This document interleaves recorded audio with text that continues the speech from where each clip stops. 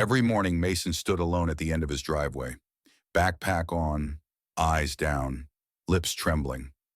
But when that yellow school bus rounded the corner, he didn't run toward it like the other kids. He stepped back, like it was a monster he had to survive.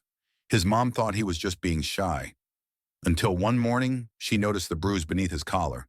That day, she followed the bus, just to be sure. What she saw through the window made her soul shatter.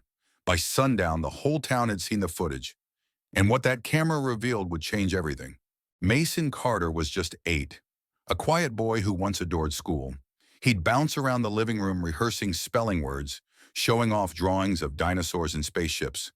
But for the past few weeks, something had shifted. His drawings got darker, his backpack lay untouched, and every morning he stood frozen at the edge of the driveway, staring at the big yellow school bus like it was a war zone. His mom, Julia Carter, was a single parent and a cardiac nurse. Every day she'd kiss him goodbye and whisper, "Be brave." But lately, Mason didn't look back.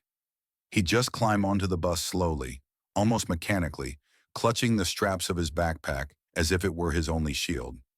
That morning, Mason flinched, literally flinched when the bus turned the corner. Julia saw it clearly this time, a full-body jolt like he'd seen a ghost, and for the first time, she didn't wave.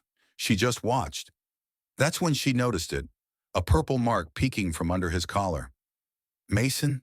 she asked softly. "Did someone hurt you?" His voice was barely a whisper. "No, Mommy, I just fell." But Julia knew her son wasn't clumsy. That night she couldn't sleep. Something inside her burned. She went through Mason's school notebook, pages torn, scribbled messages scratched out like secrets. She remembered his teacher once saying, "He's been quiet lately, keeps to himself, but nothing alarming." But Julia was alarmed now. The next morning, instead of heading to work, she followed the bus from a distance. As it stopped in front of each house, kids climbed in, giggling and jostling. But when it reached the third stop, a large boy almost twice Mason's size got on. He didn't look like a fifth grader. He looked older, way older. Julia immediately noticed the way Mason tensed in his seat as this boy walked past. Mason shrunk, scooting toward the window, like prey sensing a predator. The boy sat in the last row. Nobody spoke to him, not even the bus driver. Julia pulled over, hands shaking, heart racing. Something was happening on that bus. Something dark. That night, Julia sat Mason down in the kitchen, turned off the TV, and held his tiny hands. "Mason, baby, you can tell me. What's happening on the bus?" He looked down, silent. Then, "He makes me sit with him. He takes my snacks. Sometimes he squeezes my arms real hard. He says if I tell, he'll hurt you." Julia's stomach turned. He threatened her. She called the school the next morning. "Why is a bigger kid on the elementary bus?" The secretary checked her roster. "Ma'am, only children from the K to 5 route are registered." "Well, someone's slipping through because that boy is not 8. The school brushed it off, promised to look into it. But Julia knew what that meant, so she took it further. The next morning, she taped a GoPro camera behind Mason's lunchbox in his bag, carefully positioned so it'd catch the back rows. She kissed his forehead, pretending everything was normal. And then she waited. That afternoon, she watched the footage. Her breath caught in her throat. The large boy, Darius King, shoved his way onto the bus. He sat behind Mason, kicked his seat, then leaned forward. "You say one word to your mom again, and she won't come home. Got it?" He yanked Mason's hoodie string, choking him slightly. The other kids stared, frozen. The worst part? The driver saw everything and didn't react. Not once.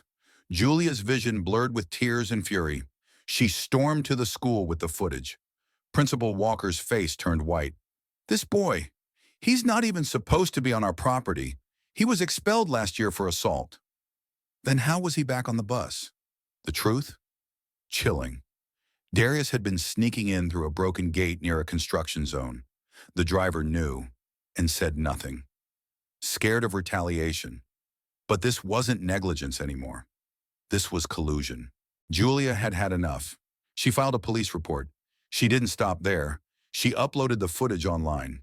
Within 24 hours, it went viral. Comments flooded in. "That poor boy. Fire that driver now. This mother's a hero." News crews arrived. Julia, calm but furious, spoke on national TV. "If I hadn't followed that bus, my son would still be living in fear. He was carrying trauma in silence. How many more children are being ignored?" The school district released a statement. "We are shocked and saddened by what occurred. The driver has been placed on leave pending investigation." But Julia wasn't finished. She pushed for mandatory bus cameras, daily passenger checks, and a district-wide safety audit. Parents rallied behind her. Darius was arrested. The driver lost his license. And the broken gate repaired within 24 hours. Weeks later, Mason boarded a new bus.